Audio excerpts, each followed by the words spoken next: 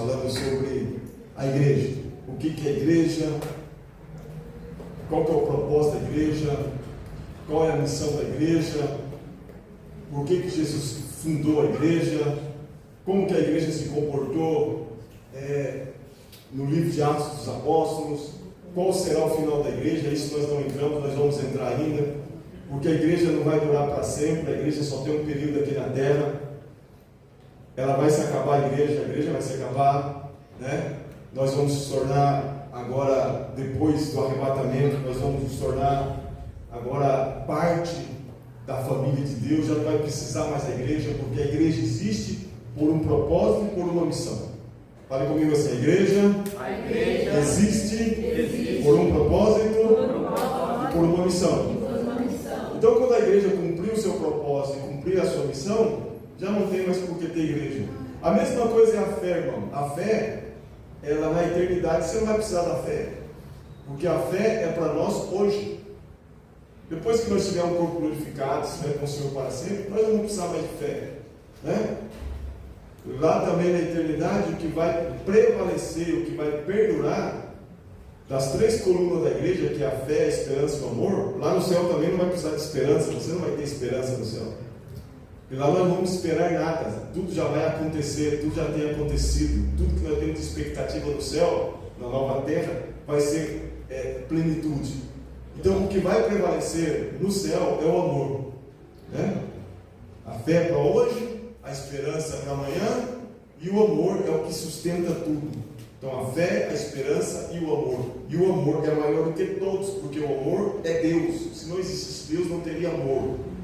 Então a igreja também tem um tempo determinado.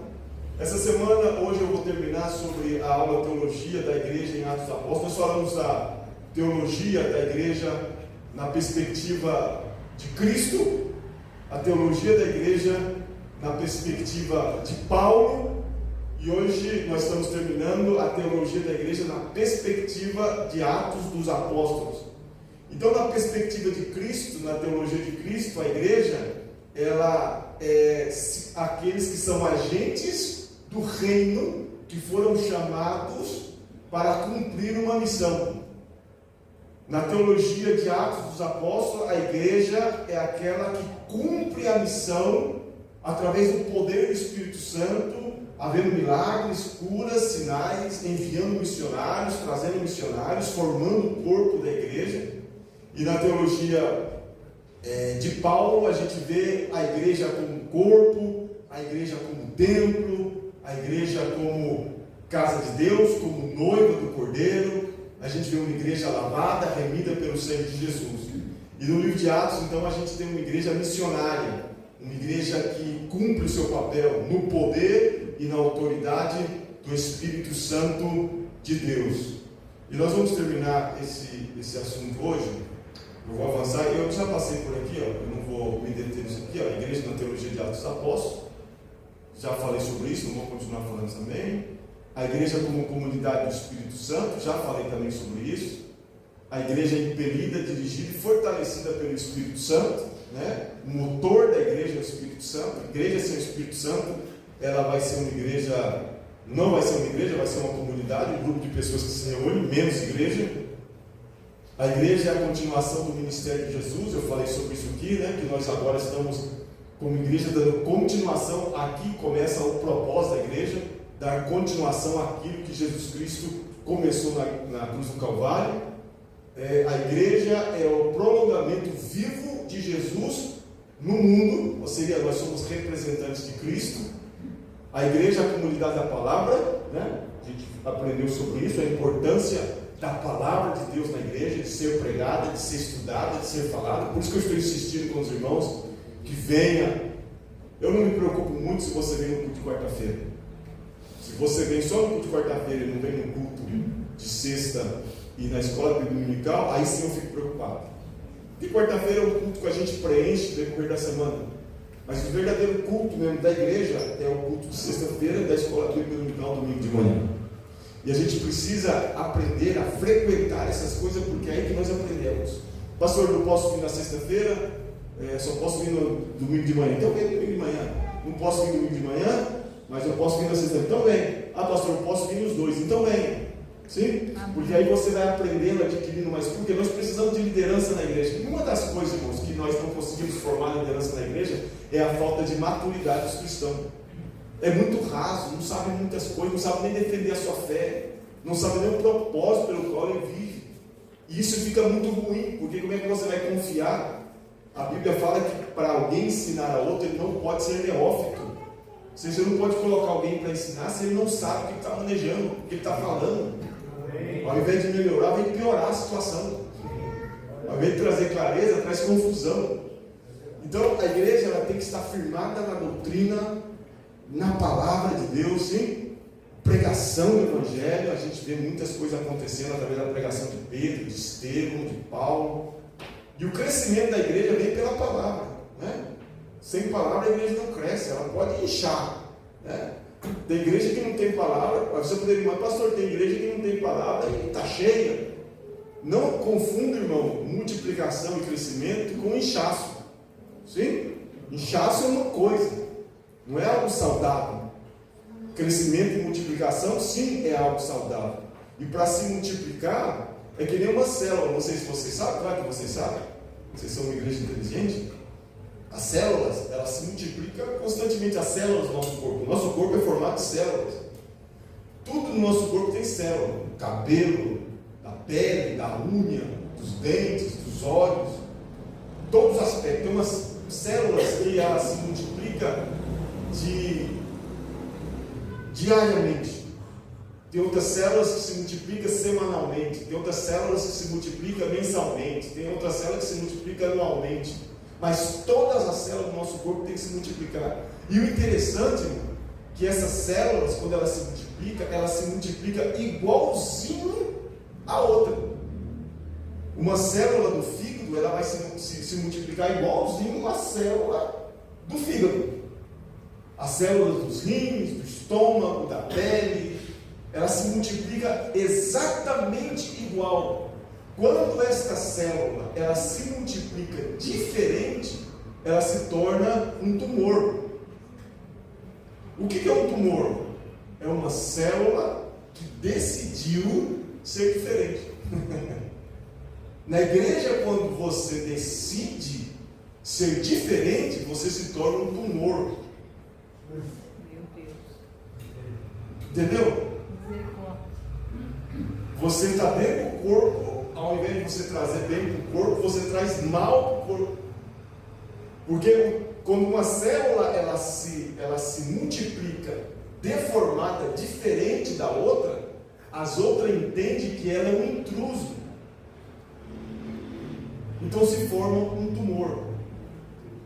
Então nós devemos olhar e ter, por isso que é importante a gente ter pessoas que nos ensinem e que nos ensine aquilo que ele aprendeu de outros, como Paulo nos ensinou. Ele fala assim, falou para Timóteo, aquilo que você ouviu de mim, viu em mim, passe isso para homens fiéis, que sejam aptos para ensinar a outros. Ser meu imitador como eu sou imitador de Cristo.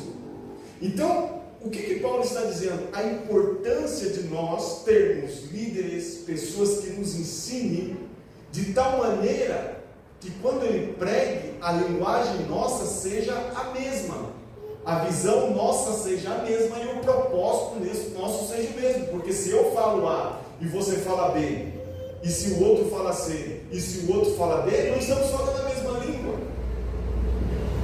Então nós precisamos entender isso, que a igreja ela cresce pela palavra, mas não é por qualquer palavra, é uma palavra que alcance o seu objetivo, pelo qual Deus nos chamou para dentro dessa obra tão maravilhosa que é o reino dele. Continuamos aqui. Aonde a palavra é proclamada, a igreja cresce. E aqui eu começo por aqui, porque é importante. E aqui nós vamos avançar para terminar. Igreja, comunhão e serviço. Sim? Eu vou bater nessa tecla até que nós entendamos. Igreja, já falei aqui sobre o tumor, né? Quando você se multiplica, as células se multiplicam de uma forma diferente, elas se tornam um tumor no corpo. Por que muitas igrejas, irmão, elas se estagnam? Não sei se essa palavra tem aqui em português, sei lá. Ela para, ela se detém, ela não cresce, ela fica raquítica. Porque a igreja não foi ensinada a viver o princípio da igreja. E qual que é o princípio da igreja? Aí Atos nos ensina. Ali está. Abra a tua Bíblia aí, Atos capítulo 2, versículo 42 ao versículo 47. Eu quero ser o mais rápido possível aqui para não cansar a igreja. Vamos lá, quem encontrou pode ler para mim. Atos capítulo 42 ao versículo 47. Olha o que é a igreja. Isso aqui é igreja. Pode ler. E eles continuaram firmemente na doutrina dos apóstolos, e na comunhão, e no partir do pão, e nas orações. E sobreveio temor a toda a alma, e muitas maravilhas e sinais eram feitos pelos apóstolos. E todos os que criam estavam juntos e tinham todas as coisas em comum. E vendiam suas propriedades e bens, e repartiam com todos os homens, conforme cada homem necessitava. E eles, perseverando diariamente em comum acordo no templo, e partindo o pão de casa em casa, comiam o seu alimento com alegria e singeleza de coração. Pergunto para vocês, qual que é o comum denominador desse versículo que foi lido aí? O que mais se repete nele aí? O que é? Hã? Perseveração na doutrina. Perseveração na doutrina, o que mais? Partilha. Partilha. Olha, está escrito aí no telão, está escrito aqui, ó. Olha lá. Perseverança. Aqui, ó. Partilha, oração, refeições em comum. Qual que era o comum denominador desse versículo? Ele leu várias vezes ali. Estavam juntos, comunhão, partiam o que tinham. Qual que é o foco central da igreja? Koinonia. Diga comigo. Koinonia. O que é koinonia, pastor? Comunhão. Estar junto. Porque muitas vezes a gente confunde união com comunhão. União é uma coisa, comunhão é totalmente diferente. Eu lembro que eu comecei esse curso explicando para os irmãos o que não é igreja. Porque para a gente entender o que é igreja, a gente tem que entender o que não é igreja. Então, o que não é igreja? Aí um dos pontos que eu citei é que a igreja não é um elevador. Que a igreja não é um ônibus circular. Que a igreja não é um avião. Por quê? Porque eu moro num prédio. E tem vezes que eu entro com outras pessoas no elevador do prédio que eu moro. Eu entro ali. E eu vejo que tem pessoas que estão incomodadas comigo ali. Você sente que a pessoa, puxa, eu queria com esse cara. Né? Principalmente quando é mulher, que você entra sozinho, entra mulher ali, né? Eu não queria estar com esse cara aqui. Ou o homem também, eu queria subir sozinho. O que esse gaiato vai fazer aqui? Mas como eu tenho que subir também, então eu tenho que aguentar ele. União é isso. É você estar junto com uma pessoa, não porque quer, mas por força maior. Entendeu? Você pega um avião, você está lá com 250, 500 pessoas dentro do avião, dependendo do tamanho do avião. Aquele mar de gente dentro do avião. Você não quer estar com aquelas pessoas. Por mim, eu viajaria sozinho dentro do avião. Eu não posso. Que nem um circular, quando você vai trabalhar, está lotado de gente. Você fala, puxa vida, eu queria estar sozinho aqui, não com esse montaréu me apertando aqui. Aquilo ali é união. O que é união? União é você estar forçado, né? É que nem os 5 dedos aqui. Vocês estão vendo quantos dedos aqui? Hã? 5, né? Se eu fechar a mão, quantos dedos vocês veem aqui? Nenhum. Sabe por quê? Isso aqui é união. Os 5 dedos estão em união porque a mão está segurando os 5. Quando eu fecho, eu já não estou em união, eu estou em unidade. Amém. Unidade é isso aqui. União, unidade. Então a gente não pode confundir união com unidade. Deus não mandou a gente ficar em união. Deus mandou a gente ficar em unidade. Unidade. Isso aqui, unidade. Então quando fala sobre isso, isso é a essência da igreja. A igreja tem que comer junto. Eu expliquei aqui na Santa Ceia passada que essa ceia que a gente participa não é a ceia do Senhor. Isso aqui é Muita gente termina fazendo um pedacinho de pão que não tapa nem o buraco do dente e um pouquinho de suco que não mata, não molha nem a garganta. A ceia do Senhor não é essa. Se você for ler o contexto que Paulo está ensinando lá, a ceia realmente era comida. E você vê Jesus na última ceia falando assim: eu desejei muito cear com vocês. E era comida. Tinha frango assado. Os judeus não comiam pernil, né? Não podia comer porco. Mas tinha lá vaca, tinha lá peixe, tinha lá suco, tinha comida, pão. Tinha que ter. Era comida de verdade. Pastor, mas na Bíblia fala que fazer um pedacinho de pão, um pouquinho de vinho, representa ali fazer isso em memória de mim. É só para lembrar da minha memória, por isso que fizemos, né? Por isso que nós participamos do culto de Santa Ceia. Então, eu entendo isso aí. O que acontece é que a ceia verdadeira é uma ceia de comida. Mas a coisa não é a comida que eu quero chegar aqui. Essa não é a questão. A questão é que os irmãos sentavam juntos para comer. A questão não era a comida, a questão era a koinonia. Era sentar juntos. E isso é a igreja. Coisas que não nos ensinaram. Então muitas vezes a gente está na igreja, entra na igreja, senta no culto, faz o nosso culto, mas a gente não é igreja. E quando a gente não tem essa comunhão, a gente não discerne o corpo de Cristo.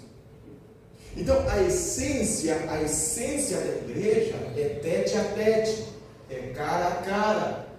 Essa semana eu estava falando com o irmão, ele veio falar de um irmão para mim. Falou: pastor, acho que estou passando por um problema com um irmão aí. Falei: é isso aí. Eu perguntei para ele: você já cumpriu Mateus 18? Já fez o que Mateus 18 nos ensina? Ele falou: o que está escrito lá? Simples. Se o teu irmão pecar contra ti, o que você tem que fazer? Vamos lá. Se o teu irmão pecar contra ti, vai até ele. Vai até ele com quem? Sozinho. Não é? O que você faz? Repreende ele, exorta ele. Sim, o que nós fazemos? O nosso irmão peca contra nós. O que o irmão veio fazer? Ele veio falar para. Ele fez certo ou fez errado? Fez errado. Ele tinha que ir lá em quem? No irmão. Não é o B.O. que tem que resolver o pastor. É você que está se sentindo ofendido e que tem que ir lá. E quando esse ministério que nós aprendemos aqui também, porque a exortação é um ministério, né? Quando nós não exercemos esse ministério de corrigir o irmão, porque muitas vezes o irmão está fazendo aquilo ali, irmão, não é de maldade, é porque, né, ele não está vendo aquilo que ele está fazendo de errado. E se não tiver ninguém para corrigir ele, o que vai acontecer? Ele vai continuar fazendo errado. E todo mundo vai falar para o irmão e ninguém fala para o irmão. Aí o que vem na nossa cabeça? Não, se eu falar, o irmão vai sair da igreja. Se eu falar, o irmão vai brigar comigo. Ué, se ele é o teu irmão, ele vai reconhecer, falar: irmão, me perdoa. Agora, se ele não é irmão, aí você descobre. É interessante algo aqui, irmão, deixa eu falar para vocês. Antigamente, os pastores das regiões lá da Palestina, aquele povo lá, eles não tinham luz, não tinha lanterna, né? Ventania, não tinha nem vela que sustentasse. Então, à noite, quando estava anoitecendo, o pastor pegava e levava as ovelhas para o redil. Sim? Mas tinha, no deserto sempre tinha alguns redil que eles faziam de pedra ou de madeira, e os pastores colocavam as suas ovelhas dentro desse redil. E nesses redios somente tinha uma portinha ali que eles deixavam ali para entrar e sair. E de repente, as ovelhas, quando elas estão dormindo, quando elas estão tranquilas, elas se alimentam, depois à noite elas se ajuntam. Ovelhas não sabem viver distante da outra, elas se ajuntam e dormem tranquilas. De repente, o pastor começa a ouvir um movimento no meio das ovelhas. Um movimento estranho. Ele fala: opa, alguma coisa está acontecendo. Alguma coisa está acontecendo. Então o pastor faz o quê? Ele não tinha lanterna, ele não tinha luz. Como é que ele ia descobrir o que tinha no meio das ovelhas? Então o que ele fazia? Ele ficava em pé na porta, abria as pernas e ia passando ovelha por ovelha debaixo das pernas dele. Aí ele pegava a vara, por isso que a Bíblia fala que a tua vara e o teu cajado me fundirão aliento, ou me fundirão descanso. Porque a vara do pastor é uma só que na ponta de um lado tem uma curva. O cajado é aquele que traz a ovelha para perto, para consolo, sim? A ovelha estava lá embaixo, ele vai lá com o cajadinho, pega lá e puxa a ovelhinha e traz para perto. É o consolo. Mas quando ele virava a vara, se tornava uma vara. Aí ele pegava a velhinha e ia passando, não estava vendo nada. Aí ele dava uma varadinha no traseiro da ovelha. Pá! A ovelha, ela não murmura, ela não reclama. Ela passava, ele falava, isso aqui é a ovelha. Pá! A ovelha. Pá! Quando ele acertava no lobo, o lobo gritava e mordia a perna dele. Porque lobo e ovelha não aceitam a correção. Entendeu? Então, se na igreja você chega no irmão e diz, irmão, o que você está fazendo está me ofendendo, está me preocupando, pensar que você não está livre. Se ele é ovelha, ele vai falar para você, irmão, me desculpa, não foi intencional, eu não fiz isso, cara. Entende? Se ele é lobo ou se ele é bode, ele não vai aceitar a correção. Ele vai ficar bravo, ele vai brigar com você. Aí, nesse caso, você vai e traz ele até uma testemunha. É uma testemunha, irmão. Foi a segunda vez que eu venho falar contigo. E se ele não escutar, então traz a igreja. Não é nem o pastor, é a igreja. E a igreja vem então e avalia e diz assim, sabe uma coisa? Esse aqui não é nosso irmão, não. Pode considerar ele um ímpio. Porque ovelha que é ovelha, ela sempre vai aceitar a correção. Então, a igreja tem que ter esses ministérios. Nós falamos sobre esse ministério da misericórdia, ministério da generosidade e ministério da exortação. São dos dons do Espírito, está lá no livro de Romanos, lá no livro de 1 Coríntios. Então, quando a igreja não tem essa partilha de ajudar um ao outro, de ministrar um ao outro, de orar uns pelos outros, de abençoar uns aos outros, nós começamos a falhar, porque aqui na igreja nós temos um ministério forte de intercessão. Os irmãos têm um grupinho lá, inclusive tem um grupo de intercessão, ora um pelos outros, tem pedido de oração lá, peço por isso, peço por aquilo, mas nós precisamos de ministério de exortação. Não é maltratar, não é jogar para fora, não é bater, não é brigar, é corrigir coisas, anomalias que se nós deixarmos, se tornam um tumor mais tarde. Por isso que a nossa salinha ali atrás sempre é visitada por alguém, e eu sou a principal pessoa lá. Salinha, vamos lá, senta lá, vamos conversar. Por que isso? Porque tem que corrigir coisas. Tem algumas coisas que eu olho e falo assim, não está legal, não tem problema, isso aqui é bobeira. Mas tem outras coisas que você tem que corrigir. Então você vai conhecendo quem realmente é ovelha e quem não é ovelha. Porque a ovelha ela sempre vai entrar por esse caminho. Então a principal característica da igreja, o principal chamado da igreja é comunhão. Segundo, é cuidar dos mais necessitados. A igreja ela não pode descuidar dos mais necessitados. A igreja não pode descuidar. A igreja ela tem que ter noção que nós temos que cuidar dos mais necessitados. E a igreja aqui também já aprendeu a fazer isso. Diz que os irmãos trazem pacotes de arroz, caixas de leite, quantidade de café, estão trazendo até desodorante agora. E as cestas de alimento para os irmãos da igreja é quase o dobro do que a gente dava para fora. Porque se nós não sabemos cuidar dos de casa, como é que nós vamos cuidar lá de fora? Não é? Então, primeiramente, os da casa. E eu sempre falo aqui para os irmãos, vou repetir uma vez mais. Eu não quero irmãos aqui passando necessidade, sendo que tem uma igreja que é a tua igreja. Não é? Então, uma parte dos recursos da igreja é direcionado para ajudar os que realmente necessitam. E isso é algo maravilhoso, e é o que Deus quer. Por isso que nós somos uma igreja muito abençoada. Amém, glória a Deus. E é um ministério tão maravilhoso que os próprios apóstolos falaram assim, olha, busquem homens cheios do Espírito Santo para cuidar da área social da igreja. Busquem homens cheios do Espírito Santo para cuidar da área social da igreja. Nós não podemos descuidar da palavra e da oração. Nós, apóstolos, não podemos descuidar da palavra e da oração. Então, orem para que Deus nos dê diáconos cheios do Espírito Santo Santo, cheios de fé, para cuidar dos órfãos e das viúvas da igreja. Naquela época as viúvas e os órfãos eram totalmente abandonados. Então a igreja tem que ter esse cuidado de ter sempre para suprir a necessidade de alguém, para ajudar a comunidade, para ajudar a igreja. Isso é igreja. Em terceiro lugar, a igreja é a tua família, a tua segunda família. É a tua segunda família. E família se ferem, família discutem, família brigam. Ou a tua família não tem esse problema? Né? Não é isso? Família tem esse negócio. Quando uma bobeira, começa a discutir. Lá em casa somos 4. E sempre a discussão começa na mesa. Não sei se na casa de vocês são assim também.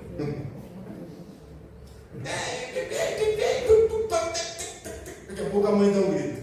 Vamos comer! Chega de passar! Aí um fica quieto para lá, outro cutuca o outro para cá. Fica assim. Chama para comer. É na comunhão que surge o problema. É na comunhão que a gente se fere. Pessoas que nós não conhecemos não nos ferem. Pode brigar com você, pode gritar contigo, mas vai embora, você vai embora também. Acabou. Agora, aqueles que você tem que conviver são essas pessoas que te ferem. Então é normal ter família discussão, é normal família ter problema, é normal família ter briga. A igreja é a tua segunda família. Só que aqui tem pastor como teu pai, assim como o pai também lá na casa para a discussão, aqui também na igreja tem. E se o pastor for frouxo e deixar as coisas correr e acontecer, o que vai acontecer amanhã? O Espírito Santo se entristece com a igreja, porque aonde não tem comunhão, o Espírito Santo não pode atuar. Então a igreja é a tua segunda família, que te ama, que te quer, que te aceita, que te tolera, que te ajuda, que passemos tempo juntos, que comemos juntos, que andemos juntos, que damos risada juntos. Deixa eu ensinar uma segunda coisa para vocês aqui. Eu sou pastor e ao mesmo tempo eu sou o teu amigo. Sim? Só que aqui dentro da igreja, quando eu chamo você para conversar, quando eu chamo você para falar, eu não sou o seu amigo. Esquece. Quando eu chamo você para falar, eu sou o teu pastor, não sou o teu amigo.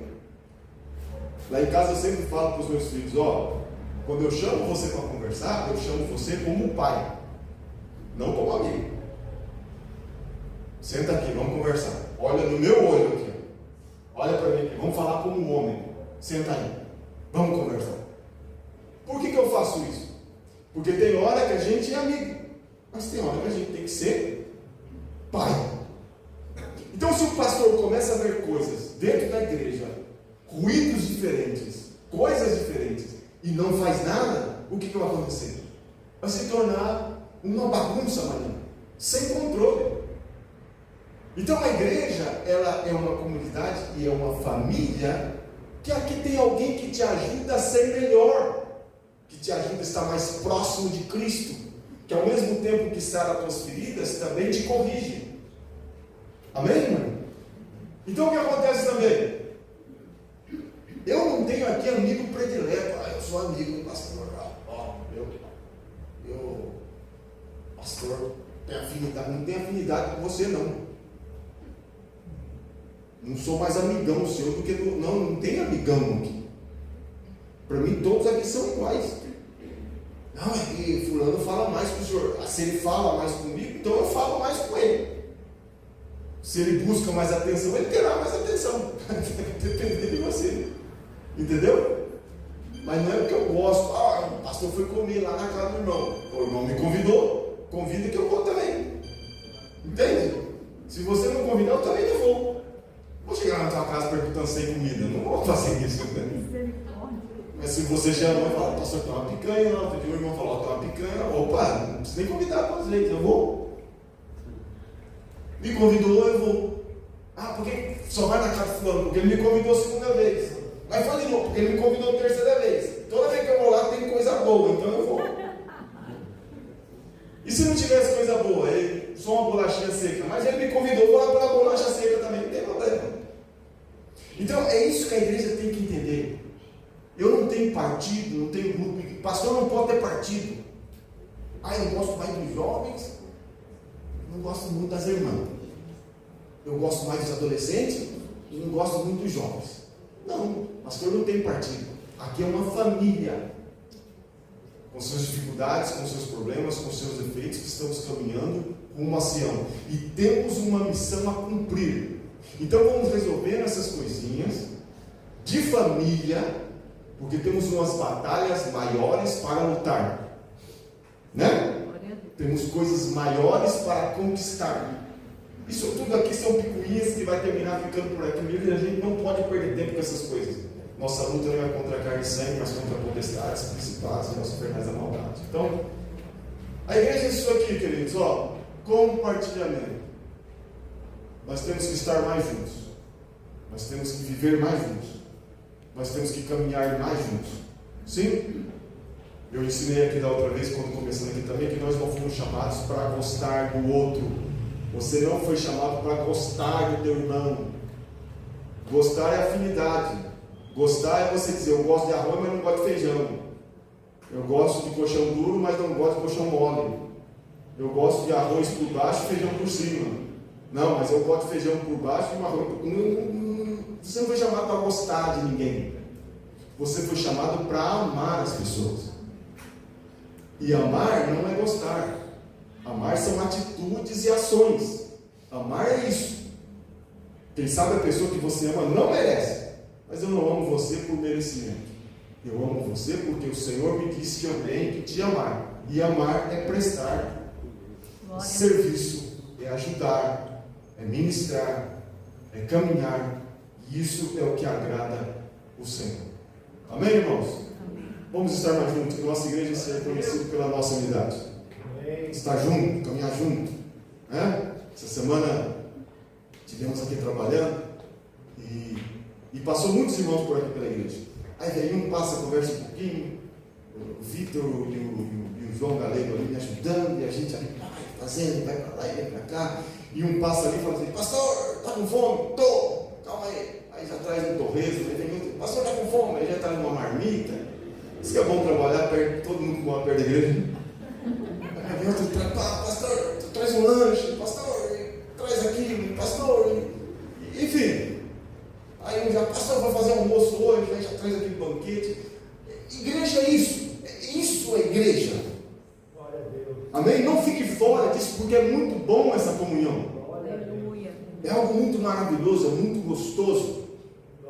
Isso é igreja. É você estar junto. No que eu posso servir? Eu não posso estar aí, mas eu posso ajudar com um saco de cimento. Eu não posso estar aí, mas eu posso ajudar com uma marmita. Eu não posso estar aí, mas eu posso ajudar com 20 reais. Eu posso ajudar com a minha mão de obra. Estou aí. Isso é igreja. E é isso que agrada ao Senhor Jesus. Então, igreja é comunhão e serviço. A igreja é uma família viva, não um clube religioso. Sim, igreja não é clube religioso, é uma família viva. Vamos lá? Vamos repetir essa frase aí? 1, 2, 3. A igreja é uma família viva, não um clube religioso. Amém? Amém. Então isso aqui é algo muito maravilhoso. Vamos avançando aqui para nós terminando. A igreja é um povo missionário. Vamos lá? Então, a igreja, ela começa em Jerusalém, lá em Atos capítulo 2. Ela vai por todo mundo fazendo discípulos até o último da terra. Essa é a nossa missão. Então, vamos lá. Atos capítulo 1, versículo 8. Quem encontrar, leia para mim, por favor. Missão de Jerusalém aos confins da terra. Começa lá num país pequenininho e o evangelho chega aqui no Valparaíba. Olha que tremenda missão que cumpriram esses homens, não? Que coisa espetacular. Então, o que está escrito aí? Atos 1:8. Mas recebereis um poder quando vier sobre vós o Espírito Santo, e sereis minhas testemunhas, tanto em Jerusalém, como em toda a Judéia e Samaria, e até a última parte da terra. Que coisa tremenda, né? E realmente, irmão, o evangelho já abraçou toda a parte da terra. De um jeito ou do outro, o Evangelho abraçou. O Evangelho chegou aonde você não imagina. Estava vendo umas últimas estatísticas aí, e o Evangelho realmente, meu irmão, entrou na Coreia do Norte. Na Coreia do Norte tem uma igreja imensa, uma igreja subterrânea, escondida, mas tem uma igreja enorme. Na China comunista, diz que é uma das maiores igrejas do mundo está na China, igrejas subterrâneas. Igreja chegou no Afeganistão, países muçulmanos, aonde o evangelista ou a pessoa que entrar com uma Bíblia é considerado um traficante, tem a mesma pena capital de morte de um traficante de drogas se encontrar você com uma Bíblia. O Evangelho chegou aí. Se chegou na Coreia do Norte, irmão, aonde aquele ditador lá, que até esqueci o nome dele, coreano lá da Norte, não permite nada, o Evangelho entrou lá. Que poder ter o Evangelho de Deus, é coisa maravilhosa ter o Evangelho do Senhor. Então, isso aqui está se cumprindo ao pé da letra. Serão as minhas testemunhas. Sim? Esta igreja, lá no Atos capítulo 8, versículo 1 ao 4, leia para mim aí. Ela não cresceu, irmão, baixo do mar tranquilo, viu? Essa igreja ela não cresceu na paz e tranquilidade que a gente tem aqui hoje, não. Uma vez eu escutei alguém falando que a igreja, Johnny, é que nem clara de ovo. Nem a clara de ovo? Você coloca na batedeira e daqui a pouco vai crescendo, estoura, vai espumando, vai volumando assim. Igreja é que nem clara de ovo. Quanto mais você bate, mais ela cresce. Amém. O que está escrito aí? Atos capítulo 8, versículo 1 e 4. E Saulo consentiu na morte dele, e naquele dia houve uma grande perseguição. Houve o quê? Uma grande perseguição. Uma grande perseguição contra a igreja que estava em Jerusalém. E todos foram dispersos pelas regiões da Judéia e da Samaria, exceto os apóstolos. E os homens religiosos carregaram Estevão para seu sepultamento e fizeram grande lamentação sobre ele. E Saulo detestava a igreja, entrando em cada casa e arrastando homens e mulheres, entregava-os na prisão. Assim, os que andavam dispersos iam por toda parte pregando a palavra. Assim?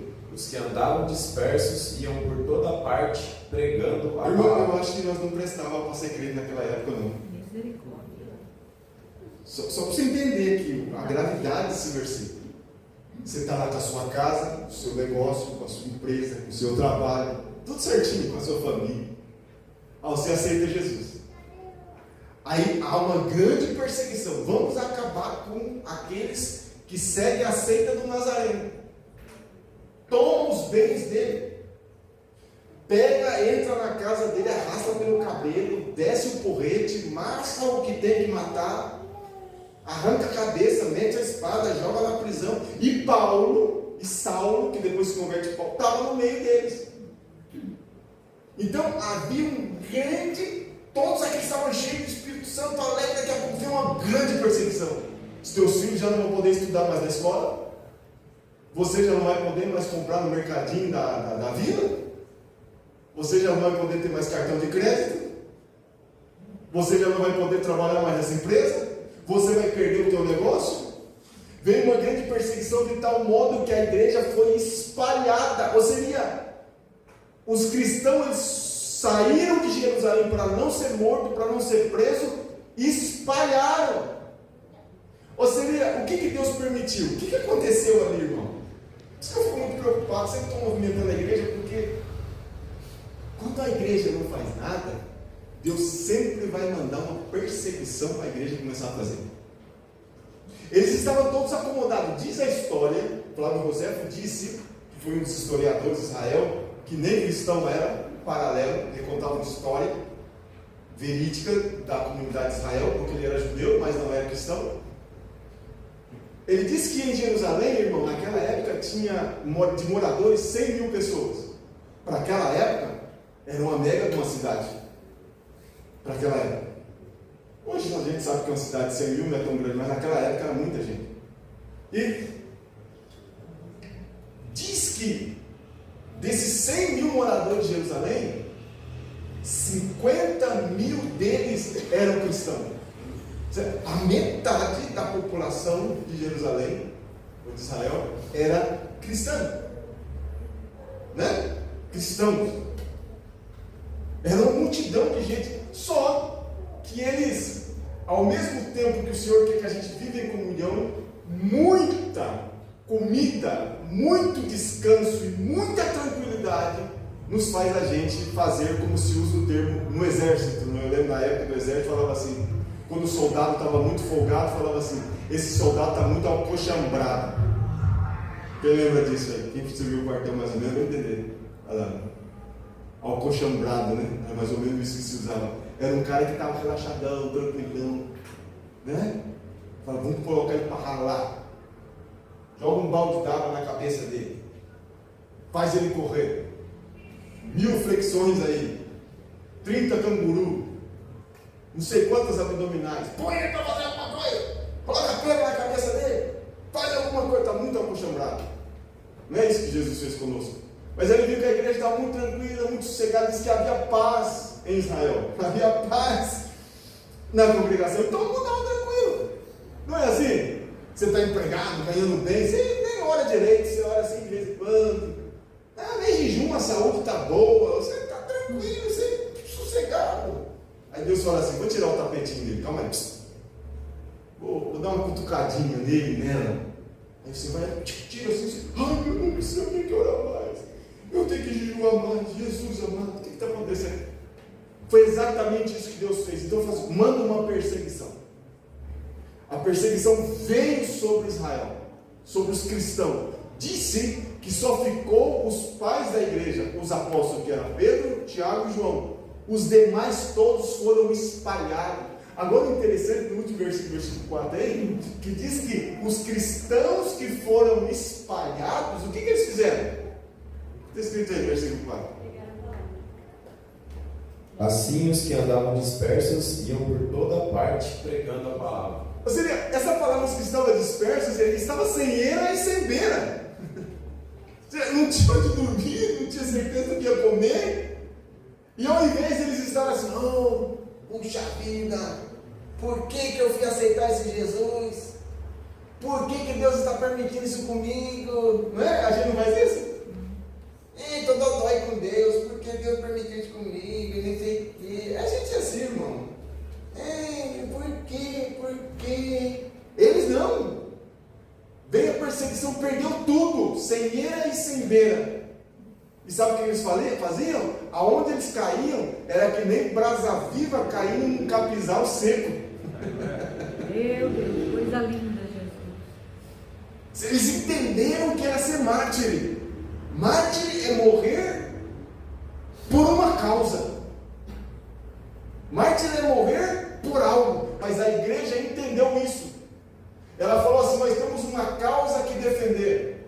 Nós entendemos que nós somos mártires, recebemos o poder do Espírito Santo para fazer a obra e não importa o que nos aconteça. Foi isso que impulsionava quando a perseguição veio. Ao invés de eles estarem murmurando e perguntando por que Deus disso, por que Deus daquilo, eles saíram, irmão, com brasas vivas e aonde eles chegavam, eles compartilhavam de Jesus. E ao invés do crescimento estar só em Jerusalém agora, estavam alcançando todas as demais cidades. Meu Deus, coisa linda. É isso que nós como igreja devemos entender, que você é uma brasa viva. Aonde quer que você vá, você tem que causar um incêndio. Glória a Deus. Você tem que impactar pessoas com o teu testemunho. Você tem que impactar vidas com as tuas ações e com a nossa maneira de ser. Isso é ser cristão. E era isso que aconteceu com a igreja. Então, a perseguição impulsiona a expansão. E aí a gente vê Deus levantando missionários, né? Volto aqui outra vez. Barnabé, Silas, Paulo, etc. E aí por diante. Em Atos capítulo 13, você vai ver a primeira viagem missionária de Paulo e Barnabé.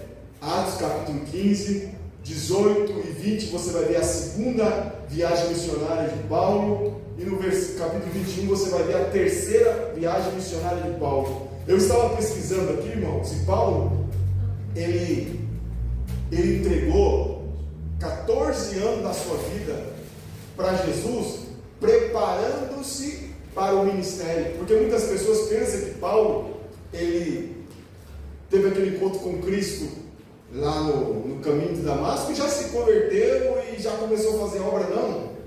Ele, quando caiu lá no chão, que viu a glória de Deus e foi transformado, foi cheio do Espírito Santo lá, ele tentou fazer a obra do Senhor e os cristãos da época não confiavam nele, porque diziam, esse homem estava matando todo mundo, os cristãos antes, agora vem pregar o evangelho para mim? Não, ele está fazendo alguma artimanha para nos matar. E não aceitaram, a tal ponto que tiveram que fazer que ele fugisse. E ele foi para o deserto da Arábia, está lá no livro de Gálatas, Efésios também fala Gálatas, acho que é Gálatas, ou Efésios, se não me confundo aqui a memória, se não me... Ele passa 3 anos no deserto da Arábia, em asilo. Depois ele fica mais 14 anos esquecido, totalmente. Até que Barnabé, o nome Barnabé quer dizer filho da consolação, pessoas que consolam, intercessor, ajudador, aquele que está ao teu lado. Vai até Antioquia e vê que a igreja está crescendo em Antioquia, mas não tem um mestre para ensinar a igreja. Então Barnabé pensa em Paulo e fala assim, puxa, eu já sei quem pode vir para Antioquia. Aí vai lá e busca Paulo e traz Paulo e coloca Paulo em Antioquia. E essa igreja de Antioquia, que já estava pujante, depois de anos que Paulo passa ali, essa mesma igreja chama Barnabé e Paulo, oram, e o Espírito Santo fala assim, separa para mim Paulo e Barnabé para a obra que eu lhes tenho preparado. Depois disso, Paulo entrega 15 anos da sua vida na obra missionária. Paulo, irmão, ele andou 15.000 quilômetros durante esses 14, 15 anos que ele entregou totalmente, literalmente a obra missionária. Quem sabe você fala assim, mas 15.000 quilômetros é muito pouco, pastor. Para hoje sim, você pega um avião e 15.000 quilômetros, né? Vamos dizer, daqui até na África, dependendo do lugar lá, você faz aí em 12 horas, em 14 horas, né? Mas naquela época não tinha veículos, não tinha carros, não tinha avião. O método de viagem era navio e era cavalo. Agora imagine você viajar 15.000 quilômetros em navio e em carro e em cavalos. Paulo, irmão, ele evangelizou naquela época o mundo daquela época. Se você ver a primeira viagem missionária de Paulo em Barnabé, a segunda viagem de Paulo, a terceira viagem de Paulo, você vê um homem andando, viajando por toda a Ásia Menor, pregando o Evangelho. Aonde que ele ia, ele fundava a igreja. Se já tinha igreja fundada, ele formava a liderança. Ia para outro lugar, passava 3 meses em um lugar, passava um ano em outro, passava 2 meses em outro, 4 meses em outro, depois voltava para rever a igreja, formava a liderança, colocava obreiros, continuava fazendo a obra e se expandiu de uma maneira espetacular. E dentro dessas viagens, Paulo ainda escrevia cartas, que são os livros que nós temos hoje como nossa base de doutrina, que são as cartas paulinas. Que trabalho missionário espetacular que fez o apóstolo São Paulo. Aleluia. Junto com Barnabé, com Silas, depois você vai ver Marcos também. Você vai ver homens se entregando, sem contar aqueles nomes também que não são falados, mas aquelas pessoas que ajudavam. Então, igreja é isso aqui, irmão. Nós temos uma comunhão, mas nós também temos uma missão. Não adianta eu ter comunhão aqui dentro se eu não cumpro minha missão lá fora. Não adianta se eu tenho um ministério aqui dentro que sirvo, se eu não estou cumprindo a minha missão lá fora. Então a igreja funciona assim: eu tenho um ministério dentro da igreja, mas eu tenho uma missão lá no mundo. Eu tenho comunhão com a igreja, mas eu também tenho uma missão lá fora com os demais. Então, isso é a igreja. Vamos lá, no 3, 1, 2, 3. A igreja existe para ir, não para ficar. Isso é igreja. Igreja multicultural e acolhedora. Então a gente vê uma igreja, irmão, que não faz distinção de pessoas, de classes. Amém? De gêneros.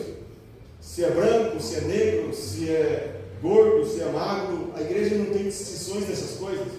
se é índio, se é loiro, se é mameluco, se é moreno, não importa. A igreja, ela não tem distinção, ela é multicultural e acolhedora. Não tem acepção de pessoas dentro da igreja. A igreja do Senhor, ela é assim. Então, Atos capítulo 2 fala de idiomas e povos em Pentecostes. Atos capítulo 8 e o versículo 10 fala de Cornélio, fala do etíope e fala dos gentios, né? E aqui, eu quero até ler com vocês aqui no capítulo 10, quando Pedro é visitado pelos anjos. Abre lá para mim, capítulo 10, o livro de Atos, que fala sobre a conversão de Cornélio. Isso aqui é importante falar, porque quando Deus faz aquele lençol vir,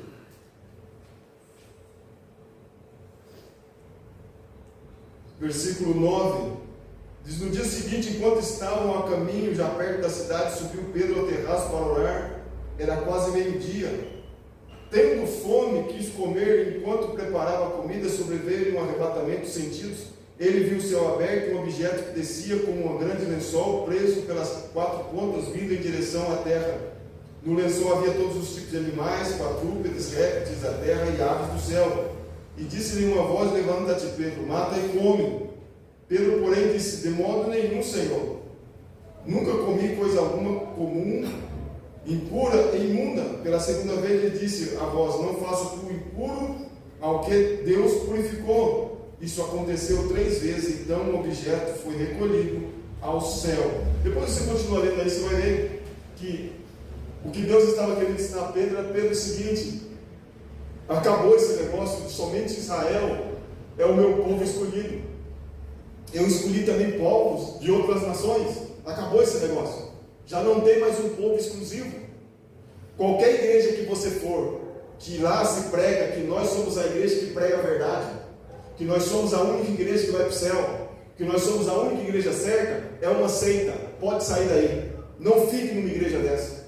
Qualquer igreja que diga que só ela que tem a revelação, que só ela que tem a palavra, que só ela que tem apóstolo, que só ela que tem isso, essa não é uma igreja verdadeira.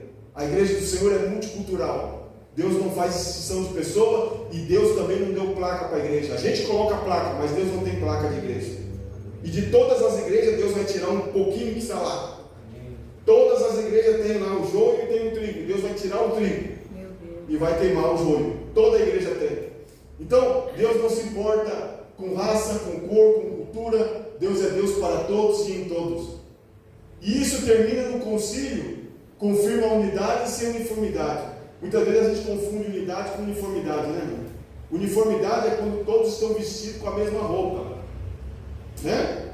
Uniformidade é quando você vê alguém uniforme, seria todos iguaizinhos. A igreja não é uniforme. A igreja, ela é unida, ela tem unidade, não uniformidade. Porque nós somos diferentes, é como o dedo da mão, olha lá. São 5 dedos em unidade, mas que são diferentes. Um é menor que o outro, um é mais gordinho que o outro, um é mais fininho que o outro. Cada um serve para alguma coisa, não é? Então, isso aqui é unidade, não uniformidade. Porque se a gente quiser que todo mundo seja igual na igreja, não vai dar certo. Somos diferentes, mas estamos unidos por causa de uma causa, a causa de Cristo Jesus. Vamos lá no 3? 1, 2, 3.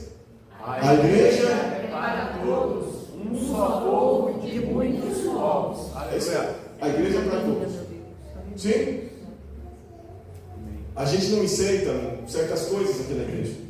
Sim? Por exemplo, ideologias. A gente não vai aceitar na igreja. Né?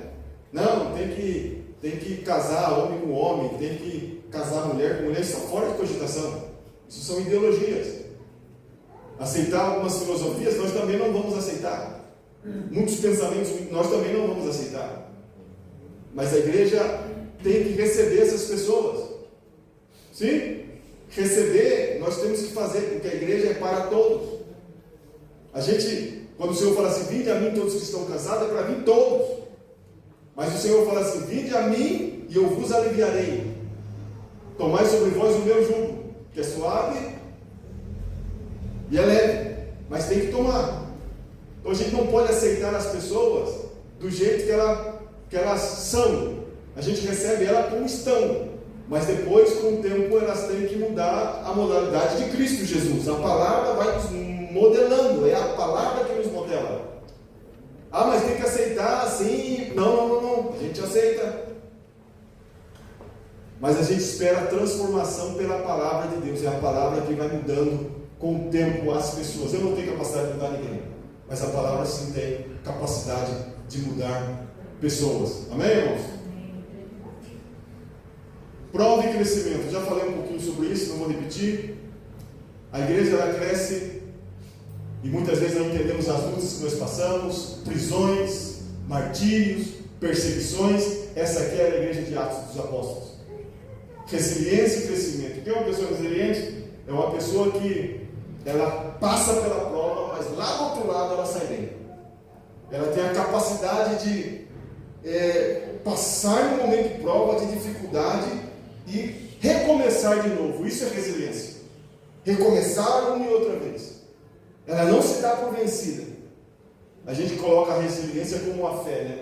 A fé que é inabalável. Se mantém firme. O diabo tenta, o mundo tenta, os problemas chegam, as dificuldades chegam, mas a tua fé é uma fé resiliente. Ela se renova, né? Vai morrer, morre nada, você se levanta de novo. Isso é algo espetacular. E era isso que acontecia com a igreja. Uma igreja resiliente, que avançava no meio das provas, das lutas, tombava aqui, se levantava lá. Quem sabe perdeu o primeiro round, o segundo round, o terceiro round, mas só termina quando o Senhor falar que tem que terminar. O último round sempre nós ganharemos em nome de Jesus. Aleluia. Então, se retomar, recomeçar novamente. Amém? A igreja glorifica a Deus na adversidade. O mundo vê Deus na nossa vida quando o mundo vê a gente nas adversidades, nos problemas e vê a nossa resiliência. Esse varão aí estava quase morto. Essa varoa aí estava quase morta. Mas ela se levantou novamente. Da onde saiu essa Aleluia, força? papai querido. Da onde saiu Seu isso? nome, Pai. Da onde veio essa força que ele tem? E o nome do Senhor é glorificado, porque alguém diz assim, é porque ele é cristão, ele vai lá na igreja, ele é evangélico, ele crê em Deus. O mundo mesmo começa a testificar do que Deus faz nas nossas vidas. Então, seja resiliente, querido. Que a tua fé seja uma fé resiliente. Tomba aqui, vira lá, cai de pé lá do outro lado. Meu Deus. Né? Aleluia. Cai de novo, levanta outra vez e fica em pé outra vez. Isso é algo espetacular. No 3 lá, 1, 2, 3. A igreja cresce debaixo de fogo e floresce na adversidade. Meu Deus. Mas Deus, essa que a igreja floresce, irmão. Se você não está disposto a isso, você vai continuar aí no raso. Sempre vai continuar aí. Eu tenho por certo, irmão, que o tamanho da tua prova é o tamanho que tu aguenta. Então não se preocupe. Ah, porque essa prova é tão grande? Porque Deus não podia dar para outro. Se desse para outro, o outro não aguentar. Mas Deus sabe que você vai aguentar, então Deus permite. É isso aí. Por que tu pensa, vou morrer? Vai morrer nada, irmão. Fica tranquilo. A Bíblia fala que Deus não nos dá a prova a mais do que possamos. Então tem uns que suportam uma prova. Tem outro que não suporta. Aí Deus vai para assim, essa aguenta? Pode dar prova para ela. Mas aquele ali, Senhor, parece fortão, não aguenta nada. Aquele ser um sopro e cai. Não, ele não. Ela não. E para aquele lá? Aquele ali não, aquele ali que aguenta. Porque Deus sabe que aqueles que parecem que é forte, na verdade são fracos. E os que parecem que são fortes, esses que são fracos. Porque Paulo fala assim, que o poder de Deus se aperfeiçoa na nossa fraqueza. Quando eu pensava que era forte, eu era fraco. Quando eu pensava que era fraco, então era forte. E termino. Atos revela uma igreja viva, ousada e missionária. Isso aqui é algo tremendo. Cheia do Espírito Santo, fiel à palavra, multicultural e em movimento.